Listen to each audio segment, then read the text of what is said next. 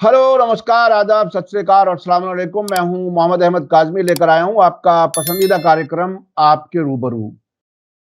हम अभी पिछले कुछ महीनों से इजराइल फिलिस्तीन जंग को लगातार हम कवर कर रहे हैं, लेकिन इस बीच में महसूस करते हैं कई बार कि भारत के अंदर कई ऐसे इश्यूज हैं जिन पर हमें जरूर आप तक कुछ बात पहुंचानी चाहिए, जानकार लोगों से मुलाकात करानी चाहिए।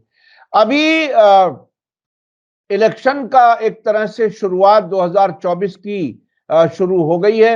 बीजेपी अपने तरीके से कैंपेन चला रही है और कई कानून, कई चीजें बड़ी तेजी से ला रही है। लेकिन इस बीच में दलितों को, एससी एसटी को एक तरह से अपमानित करने का सिलसिला भी जरा तेज हो गया है। मुसलमान संभाल करके बैठे, ये समझ लें कि सिर्फ मुसलमान टारगेट पर नहीं है, बल्कि साथ साथ वो जिनको हिंदू बना करके या हिंदू समझ करके या हिंदू प्रचारित करके वोट जिस तरह से ली जाती है बीजेपी के जरिए, वो तबका भी बहुत ज्यादा सीधे सीधे टारगेट पर है। अभी हाल ही में असम के चीफ मिनिस्टर हेमंत बिस्व शर्मा ने कहा था कि श्री कृष्ण भगवान ने कहा था उनके शूद्रों की ड्यूटी ब्राह्मण, क्षत्रिय और वैश्य की वैश्य जो समाज है उनकी सेवा करना है। और उसके अलावा उस पर उसके बाद में जो कम्युनिस्ट पार्टी का रिएक्शन आया, उन्होंने कहा कि बीजेपी का जो मनुवादी नजरिया है वो पूरी तरह से सक्रिय हो चुका है। एक बात आपको मैं बता दूं कि जो अंबेडकरवादी हैं, एससी एसटी, जो बहुत बड़ी तादाद है, मैं समझता हूं सबसे बड़ी तादाद पॉपुलेशन में उन्हीं की है, जिनको कम बताकर या कम अहमियत देकर के बताया जाता है, प्रचारित किया जाता है। ये हुआ। इसके बाद एक और बहुत दिलचस्प वाकया हुआ है। राम भद्राचार्य, जिनका जो कथाकार हैं, जो जिनके बारे में कहा जाता है विकिपीडिया पर जो उनके बारे में इंफॉर्मेशन है, वो चार में से एक जगत गुरु रामानंदाचार्य हैं, 1988 से हैं। और उन्होंने एक बात बहुत ही अजीब कही है, अनपार्लियामेंट्री लफ्ज लग रहा है लेकिन मैं उनकी बात को दोहरा रहा हूं। उन्होंने कहा कि जो राम को नहीं भजता वो चमार है। आपको मालूम है कि ये बोलना कानूनी जुर्म है। मैं उनके लफ्ज को दोहरा रहा हूं। उदित राज जी इस वक्त कांग्रेस के स्पोक्स पर्सन हैं। अब से पहले वे 2014 से 19 तक बीजेपी के टिकट पर लोकसभा के नॉर्थ वेस्ट दिल्ली से मेंबर पार्लियामेंट रह चुके हैं और उनकी अपनी एक पोजीशन है एससी एसटी पिछड़े समाज के नेता के तौर पर। उदित राज जी, आप बताइए कि अब जबकि बीजेपी के लोग और उनके चाहने वाले, उनके उनके एजेंडे को आगे बढ़ाने वाले बिल्कुल सीधे तकरीबन गालियों पर उतर आए हैं, अब जो जिस समाज के आप प्रतिनिधित्व कर रहे हैं वो अपने आप को कहां खड़ा हुआ महसूस करता है? चूंकि आप ही के समाज को हिंदू के तौर पर इलेक्शन के दौरान इस्तेमाल किया जाता है और इलेक्शन के बाद ऐसा लगता है कि भुला दिया जाता है। अब आप कहां अपने आप को खड़ा महसूस कर रहे हैं? देखिए, एक दिन हमने एक्स पर लिखा कि 500 साल बाद मनवाद लौट रहा है। एक हफ्ते की पहले की बात है। तो बहुत भूचाल आया, दिन भर टेलीविजन पर बात तो चलती रही, डिबेट चला। फिर तमाम नेताओं ने भी इस पर टिप्पणियां दी और खास तौर से आरएसएस बीजेपी वालों की तरफ से कड़ी प्रतिक्रिया आई। तो हमने कहा कि देखिए, मैंने किसी संदर्भ में कहा है। उसके एक हफ्ते 10 दिन पहले हिमंता बिस्व शर्मा ने गीता का एक श्लोक लिखा एक्स पर।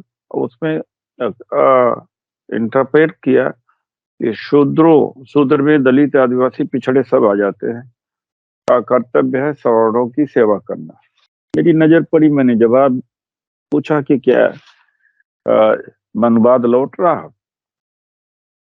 फिर कुछ और पत्रकारों ने जब टीका टिप्पणी करी, लिखी, तो डिलीट कर गए वो। फिर हमने इसको उठाना चाहा पार्टी के प्लेटफॉर्म से भी उठाना चाहा, खैर वो तो नहीं हो पाया, लेकिन अपने तरफ से जरूर हमने इस बात को कहा। अब इनकी मानसिकता कहीं न कहीं नजर आती है, जाहिर होती है। 2007 में मोदी जी ने कर्मयोग नाम की किताब लिखी थी, जिसमें कहा था सफाई करने वालों को आध्यात्म होता है। फिर सावरकर ने भी कहा था नहीं, इस संविधान की जरूरत नहीं, मनुस्मृति को लागू कर देना चाहिए। अब किस बैकग्राउंड में सारी चीजें हो रही है? 10 साल से मनुवाद धीरे-धीरे वापिस लौटा है। देश के संसाधन से वंचित करना, शिक्षा से वंचित करना और रिचुअल कर्मकांड को इतना हाईलाइट करना कि जो मूलभूत समस्याएं हैं, वो जो गरीब हैं, पिछड़े हैं, दलित हैं, वो गौण हो चुकी हैं। और जैसे कि सरकारी कंपनियां थी, एयरपोर्ट है, पोर्ट है, रेल डिपार्टमेंट है, कोयला है, सब बेचना, तो ताकि प्राइवेटाइजेशन हो जाए तो SC ST OBC को नौकरी न मिले तो संसाधन से बाहर कर दिए जाए। ये मनुवाद अपने आप में मनुवाद है। सम्मान से वंचित करना। अब राष्ट्रपति को उद्घाटन करना चाहिए था नई पार्लियामेंट बिल्डिंग का, प्रथम सिटीजन है, नहीं करने दिया। उसके बाद पार्लियामेंट में प्रवेश करने पर भी एक्टर एक्ट्रेसेस को बुलाया, लेकिन राष्ट्रपति को नहीं दिया। अभी जो गर्भगृह में 5 लोग जा रहे हैं, मेरी जानकारी है कि इसमें मोहन भागवत और मोदी जी और योगी जी, चंपत राय और गवर्नर, 5 लोग जाएंगे।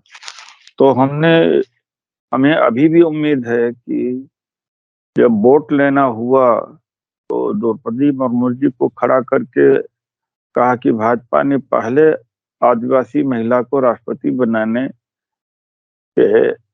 का काम करने जा रही, उसी पर वोट मांगा और उसके बाद भी प्रचार किया। जब हिस्सेदारी बात होती, सम्मान देने की बात आती है, भागीदारी देने की बात आती है, तब हम दलित आदिवासी पिछड़े नहीं रहते। और राम भद्राचार्य ने कहा कि जो राम को नहीं मानता है नीच है। तो मतलब है कि कबीरदासी हैं, अम्बेडकरवादी हैं, बौद्ध को मारने वाले हैं और दूसरे पंथों को मानने वाले हैं, तो क्या वो सब नीच है? तो ये राम भद्राचार्य के ऐसे बोल पहले भी रहे हैं आरक्षण के विरोध। इसलिए मैं कहता हूं कि मनुवाद अब लौट रहा, और मनुवाद केवल धर्म के थ्रू नहीं, जो यहाँ क्रीमी लेयर है, अपर कास्ट है, उसके हाथ में संसाधन है, मीडिया है, इंडस्ट्रीज है, उद्योग है, नौकरी है, जुडिशरी है, तो और वो वंचित करता जा रहा है इन लोगों को। तो मनुवाद यही है। अब इंटरव्यू मार्क्स के लिए अलग से बोर्ड बनाए जाते हैं SC ST OBC के बच्चों को, ताकि इनको इंटरव्यू में अच्छे नंबर मिले। फिर भी औसत नंबर बहुत कम होता है एवरेज सामान्य वर्ग के लोगों से।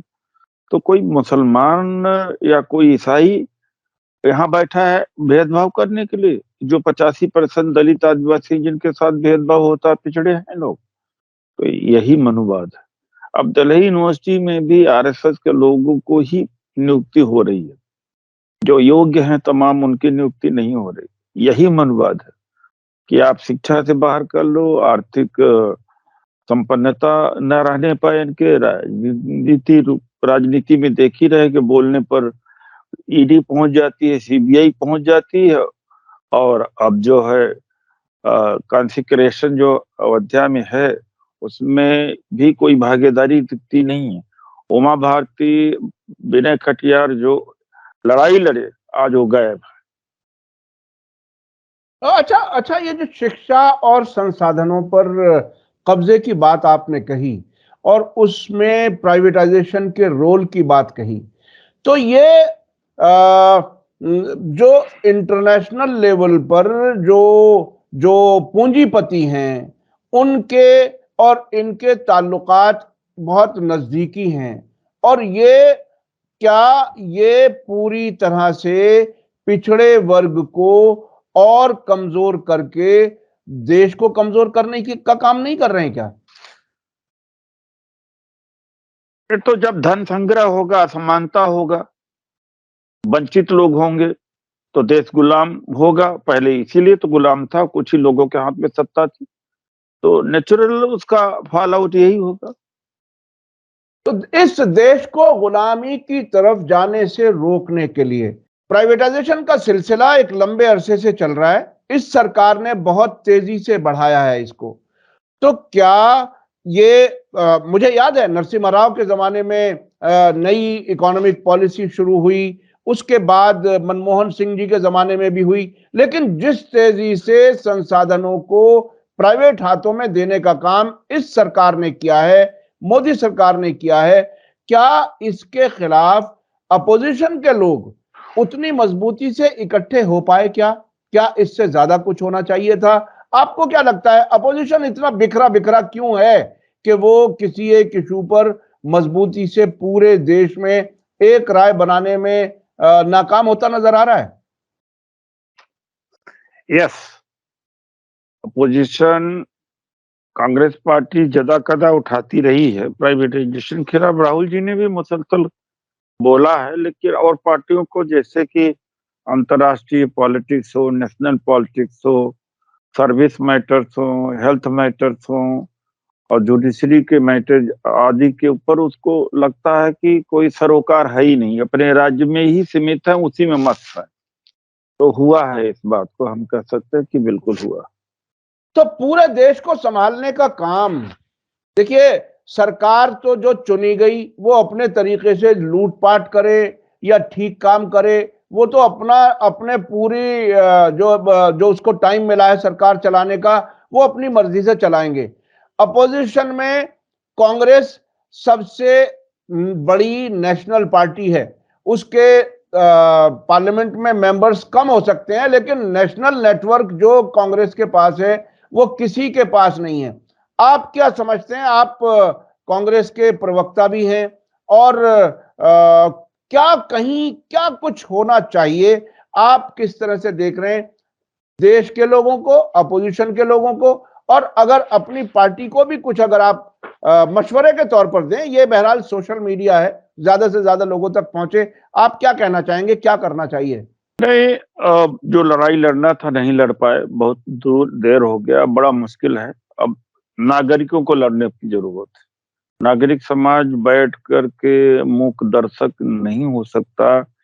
जुल्म होगा, अत्याचार होगा, महंगाई होगी, बेरोजगारी होगी, बोलने की आजादी छिनेगी, उसकी समस्याओं का समाधान नहीं होगा, सत्ता कुछ ही लोगों के हाथ में होगी, तो उसकी भी जिम्मेदारी होती है कि जैसे और देशों में नागरिक समाज सड़क पर आके उतरता है, आता है, लड़ाई लड़ता है। इतने कम समय में कांग्रेस पार्टी ही नहीं केवल अकेले नहीं लड़ सकती, विपक्ष के साथ अभी वार्तालाप हुई, लेकिन यह समाज क्या कर रहा, मैं समाज से पूछना चाहता हूँ। समाज के लोग बैठ के कहेंगे अरे राहुल जी को ये करना चाहिए, खड़गे जी को ये करना चाहिए, ममता बनर्जी को करना चाहिए। उनसे ये पूछा जाए कि क्या वो प्रभावित नहीं हो रहे हैं? हफ्ते में क्या एक दिन नहीं दे सकते, आधा दिन नहीं सकते, 2 घंटे की मीटिंग में नहीं आ सकते, अच्छे विचार नहीं दे सकते, लोगों से सच्चाई नहीं बता सकते? तो यह अब जो कॉमन सिटीजन है उसको भी आगे आना पड़ेगा। अच्छा, कॉमन सिटीजन आगे आने की बात, देखिए, बात फिर वहां घूम करके आती है कि एक वक्त था जब ये कहा जाता था कि 4 सतून हैं, 4 पाए हैं, 4 पिलर हैं डेमोक्रेसी के, जिसमें मीडिया को काफी अहमियत दी गई थी। अब मीडिया गायब नजर आ रहा है। तो ये जब मीडिया गायब हो, मीडिया का काम था लोगों को जागरूक रखने का, तो वो जागरूक रखने का काम तो हो नहीं रहा। तो ये आम जनता कैसे उठे, इसको कैसे उठाया जाए, क्या तरीका अपनाया जाए? ये बहरहाल एक एक जो शून्यता है, जो बीच में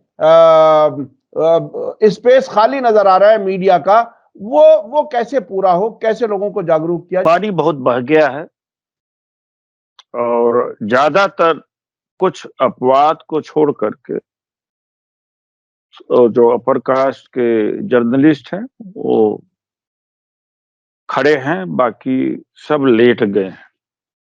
न्यायपालिका भी समझौता कर चुकी है और चौथा स्तंभ लगभग खत्म हो चुका है। अब कोई ऐसा रेडीमेड सॉल्यूशन इस समय नहीं दिया जा सकता है। इंडिया गठबंधन ठीक से लड़े और कांग्रेस पार्टी के अंदर जो SC ST OBC माइनॉरिटी के लोग जिनके पीछे लोग हैं, उन लोगों को ले आना पड़ेगा, क्योंकि सर गिने जाते हैं जनतंत्र में। उसको बड़ा तेजी से करना पड़ेगा, जो लड़ सकते हैं। अब राहुल गांधी जी अगर कोई बोलते हैं तो बड़े तमाम सारे लीडरों में ज्यादातर लोग चुप रहते हैं, जबकि सबको एक साथ खड़े हो जाना चाहिए, पूरा माहौल बदल जाए। वो नहीं हो पाता। अच्छा, आप मुझे इस बात पे शक है कि पार्टी के बारे में आप कितना कुछ बताना चाहेंगे। आप चूंकि पार्टी के जिम्मेदार भी हैं, प्रवक्ता भी हैं, लेकिन वो जो एक पहला एक मौका था जब पार्टी प्रेसिडेंट, उसके बाद सेकंड रैंक लीडरशिप होती थी, जिसमें कम से कम 10, 12, 15 लोग नेशनल लेवल पर काम करते थे, फिर उनका एक नेटवर्क था नीचे। वो नेटवर्क जो है वो मिसिंग लगता है। जब जब जब भारत जोड़ो यात्रा निकलती है, उसमें बड़ी तादाद में लोग इकट्ठे हो जाते हैं, नो डाउट उसमें वही लोग आते हैं जिनके बारे में आप कह रहे हैं कि जनता को बाहर आकर के निकलना पड़ेगा। लेकिन वो नेताओं का जो एक स्ट्रक्चर था, वो कहीं मिसिंग है। क्या है वहां? क्या जिम्मेदारी ठीक से बटी हुई नहीं है, या लोग लापरवाह हो गए हैं, या अब भी वो अपने आप को शहंशाह समझे हुए हैं कि जो एक जमाने में सरकार होती थी, अब भी वो जनता से नहीं मिलना चाहते? कहां प्रॉब्लम है, क्या है? अकेले राहुल जी जनता के बीच जाएं और जा रहे हैं, लाखों लोगों की भीड़ है, लेकिन ये टीम वर्क है। मान लीजिए जो माहौल खड़ा कर देते हैं, तो माहौल को परिवर्तन करने वाला वही होगा जो ऑर्गेनाइजर है, जो फील्ड में है, जिसके पीछे खुद की भी पूंजी है। केवल एक आदमी की पूंजी काम नहीं है, केवल मोदी की पूंजी नहीं है। RSS की पूंजी निकाल दीजिए, पता लगे। और यही नहीं, जब से मोदी आए, अमित शाह आए, इन्होंने जो छत्रप हैं, जिनके पास 1 lakh vote, 2 lakh vote, 50,000 vote है, उनको छोड़ा नहीं, धड़ाक से पार्टी में ले लिया, पूरा पार्टी को नया कर दिया। अब वो बीजेपी नहीं रही 10 साल पहले, जो सुषमा स्वराज की बीजेपी थी, सुमित्रा महाजन की, शांता कुमार की थी, वेंकैया नायडू की थी, जावड़ेकर की थी, मुरली मनोहर जोशी की थी, और लाल कृष्ण आडवाणी की थी, और लालजी टंडन की थी। वो दिखाई पड़ रहे हैं? जिसके पास, या तो जिसके पास वोट बैंक है, उनको तुरंत भर्ती किया। और अभी इन्होंने ज्वाइनिंग कमेटी बनाई है कि बाहर से जहां भी लोग हैं, अच्छे लोग हैं, जिनके पास में वोट है, तो उनको ज्वाइन कराओ। हमारे यहाँ तो ऐसा है नहीं, तो कांग्रेस को भी बदलना पड़ेगा। अच्छा, कांग्रेस वही को जी, कांग्रेस को 22 साल 23। जी, आप अपनी बात पूरी करें। नहीं, आप चलिए सवाल। मैं कह रहा हूं कांग्रेस को बदलना पड़ेगा, ये बात आप कह रहे हैं, लेकिन कांग्रेस में जो जो जो मैंने वो कही कि लीडर्स की कमी नजर आती है, एक्टिव लीडर्स नहीं नजर आते, ब्लॉक लेवल पर लोग नजर नहीं आते, तो वो कैसे पूरा हो? क्या राहुल गांधी अपने आप कैसे, कब तक कैसे चलाएंगे? क्या वो वोटों में बदल पाएगा? अब एक बड़ी भारत जोड़ो यात्रा हुई, उसके बाद बड़ी उम्मीद थी, अब दूसरी यात्रा करनी पड़ रही है उन्हें, देश को एक साथ इकट्ठा करने के लिए, फिर भी तो फॉलोअप चाहिए। फॉलोअप अगर नहीं होगा तो फिर जैसा कि आपने कहा कि मुश्किल है कि उसको संभाल पाए। फॉलो अप चाहिए, और मैंने ये कहा कि जातियों को वोट जोड़ना पड़ेगा, ताकतवर लोगों का वोट जोड़ना पड़ेगा। उत्तर प्रदेश में क्या हुआ, रामलहर में बीजेपी नहीं जीत पाई, लेकिन 2014 में जीत गई। वजह, जो छत्रप थे जिनको किनारे लगाया गया था, लेकिन उनके पास जनता थी। ओम प्रकाश राजभर, संजय निषाद, अनुप्रिया पटेल, ऐसे कम से कम 2-3 दर्जन हैं। उनको या तो पार्टी में लिया या उनके साथ पे पार्टनरशिप किया, वोट बढ़ गया। तो एक आदमी के, मोदी का ही वोट नहीं, आरएसएस का वोट भी छुपा हुआ है। ये बैकवर्ड के सारे वोट छुपे हुए हैं।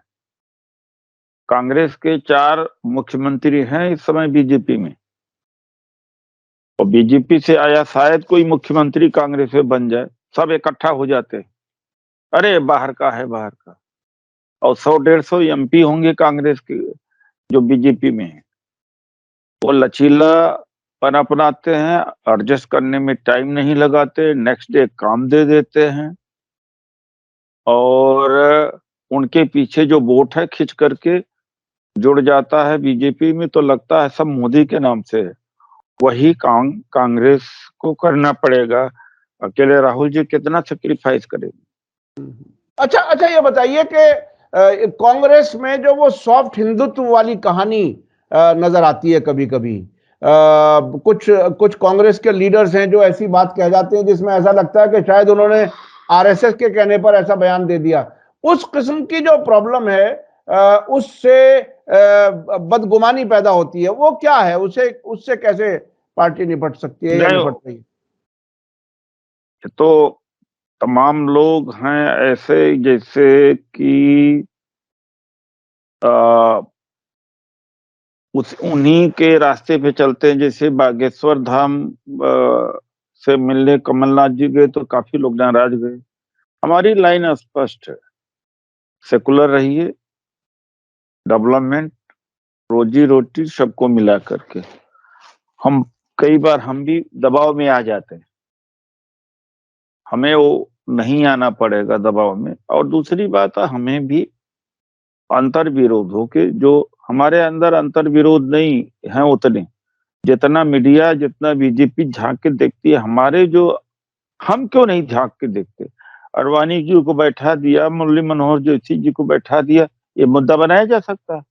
10 जनपद पावरफुल है, वो मुद्दा है, तो ये मुद्दा नहीं है क्या कि अपने लोगों के साथ? शांता कुमार जिंदा है, सुमित्रा महाजन को घर पे बैठा दिया। तो हम, कांग्रेस पार्टी रक्षात्मक रहती है। एक दूसरी बात है, ऊपर वालों को ठीक करने से खुद ठीक रहते हैं, नीचे वालों की जरूरत कम पड़ती है, नहीं पड़ती है। ये सिस्टम टूटना पड़ेगा। जिसके पीछे जनता, उसको आप जिम्मेदारी दीजिए, बीजेपी हवा हो जाएगी। अच्छा, बीजेपी हवा हो जिसके जाएगी। मैं एक चीज समझना चाह रहा हूं सर, आपकी बात जरा बीच में रोक करके। अब हेमंत बिश्व शर्मा का बयान को देख करके और ये राम भद्राचार्य का बयान को देख करके ये बात साफ है कि हिंदुत्व के लोग एससी एसटी का अपमान कर रहे हैं, बैकवर्ड लोगों का अपमान कर रहे हैं।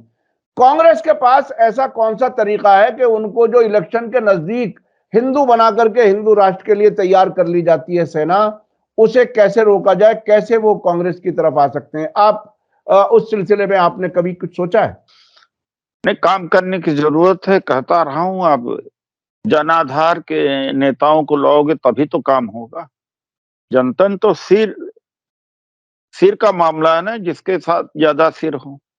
आपकी कितनी बड़ी पॉलिसी हो, लेकिन आपके पास फाइटर न हो, जन आधारित नेता न हो, जनता से, लोगों से मिलते न हो, तो कैसे कर पाएंगे? आज भी लोग मुझे बीजेपी से अप्रोच करते रहते हैं, इतना कुछ कहने का। लेकिन ये अप्रोच कांग्रेस में भी करना पड़ेगा। एक-एक कार्यकर्ता जो पुराना है, उसको विनम्रता से लाना पड़ेगा, उसके लिए चिट्ठी लिखना पड़ेगा, उसको मिलना पड़ेगा, फ़ोन पर उपलब्ध रहना पड़ेगा, घर पे उपलब्ध रहना पड़ेगा, उनका स्वागत करना पड़ेगा। हम कुछ दे तो नहीं रहे हैं, कार्यकर्ता को इतना ही कम से कम दे दें। यहाँ तो जो बड़े-बड़े नेता हैं, वो एक्सेसिबल ही नहीं है, मोबाइल नहीं उठाते, जनता दरबार उनके पास में नहीं है। कितना इलाज महीने में लोगों का कराते हैं, कितने दुखियों की बात सुनते हैं, कितने कार्यकर्ताओं को चाय पिलाते हैं, कितना धरना प्रदर्शन करते हैं, तो वो करना पड़ेगा। तो कांग्रेस कांग्रेस जो है वो जनता से एक तरह से कटी हुई है, अलग हुई है और उसके नेता एक्सेसिबल नहीं है। तो राहुल गांधी जो कुछ अभी कर रहे हैं, आपको इससे कितनी उम्मीद है? क्या कुछ आपको नजर आता है? देखिए, एक बात है कि नेतृत्व को ध्यान देना पड़ेगा कि ऐसे नेता जो जनता से नहीं जुड़े हैं, उन्हें हटाना चाहिए। तो नहीं तो काम बनेगा नहीं और भारत जोड़ो न्याय यात्रा एक माहौल बनेगा, लेकिन कन्वर्ट कौन करेगा? जो ऑलरेडी जनता से जुड़ा हुआ है, जो मिल रहा है, जो कष्ट लेने को तैयार है, जो उनके दुख-सुख में काम करने को तैयार है, वही। वो इंटेलेक्चुअलिज्म और कोऑर्डिनेटर और मैनेजर ये काम नहीं कर सकते। तो ये बात बहुत ही अहम आपने बताई आज के कांग्रेस को लोगों से जोड़ना पड़ेगा। जो लोग लोगों से जुड़े हुए नहीं है, उनको एक तरह से आजाद करने की जरूरत है अगर वो कुछ काम नहीं कर सकते। और सिर्फ राहुल गांधी की कोशिशों से बात नहीं बनेगी, साथ में फॉलोअप की जरूरत है और फॉलोअप के लिए जनता वाले लीडर जरूर हों। मुझे उम्मीद है उदित राज जी, अब जिस तरह से SC ST के खिलाफ माहौल बनाने की कोशिश की जा रही है, बीजेपी के खिलाफ मनुवादियों के जरिए, बीजेपी के जरिए, आप उसके नतीजे में कांग्रेस की तरफ या जिसे कहना चाहिए धर्मनिरपेक्ष पार्टियों की तरफ लाने में कहीं कोई कामयाबी आपको मिलेगी? हमें ऐसी उम्मीद है। आखिर में आप SC ST को क्या पैगाम देना चाहेंगे जिनका ये इतना अपमान कर रहे हैं? उनसे आप क्या कहना चाहेंगे? मनवादियों को उखाड़ फेंको। एक SC ST, एक OBC, एक माइनॉरिटी को जाना नहीं चाहिए। पिछड़ों को नहीं क्या पता है कि आज अगर बीजेपी इतनी मजबूत हुई तो पिछड़ों के हितों के विरोध में मंडल कमीशन लागू हुआ, तो उसके विरोध में जो पूरा ऊर्जा पैदा हुई, उसी ऊर्जा को रूपांतरित किया गया रथ यात्रा के रूप में मंडल के विरुद्ध कमंडल, उसी से बीजेपी मजबूत हुई। और वो लोग जुड़े बीजेपी के साथ जिनके हितों के खिलाफ बात हो रही तो वो समझ नहीं पाए। तो यह भी उनको भी सोचना पड़ेगा। उनको भी सोचना पड़ेगा और मनुवादियों को उखाड़ फेंकने के लिए काम करने की जरूरत है। अगर देश का संविधान नहीं बचता, अगर धर्मनिरपेक्ष जो बुनियाद है वो हिल जाती है, तो देश वो नहीं बचेगा जिसकी हमने अपने बुजुर्गों से जो बात हमने सुनी थी, जो आशा की गई थी देश को आजाद कराने की, अब वो वापस अगर 500 साल पुराने वाले उस निजाम की तरफ जाता है, मनुस्मृति की तरफ, तो बाकी लोगों का क्या होगा? क्या 10% लोग ही पूरे देश पर राज करेंगे? ये हमें संजीदगी से सोचने की जरूरत है। बहुत बहुत शुक्रिया जनाब उदित राज जी, आपने हमें समय दिया, उसके लिए बहुत बहुत शुक्रिया। फिर हम किसी और मुद्दे पर आपसे बात करेंगे। Thank you very much. इसी के साथ मुझे दीजिए इजाजत। धन्यवाद, शुक्रिया। जय भारत, जय हिंद। मीडिया स्टार वर्ल्ड के और वीडियो देखने के लिए हमारे चैनल को सब्सक्राइब करें और सीधे नोटिफिकेशन पाने के लिए बेल आइकन दबाएं। और अगर हमारी खबर सच्ची और अच्छी लगे तो अपने WhatsApp, Instagram, Facebook और Twitter अकाउंट पर जरूर शेयर करें।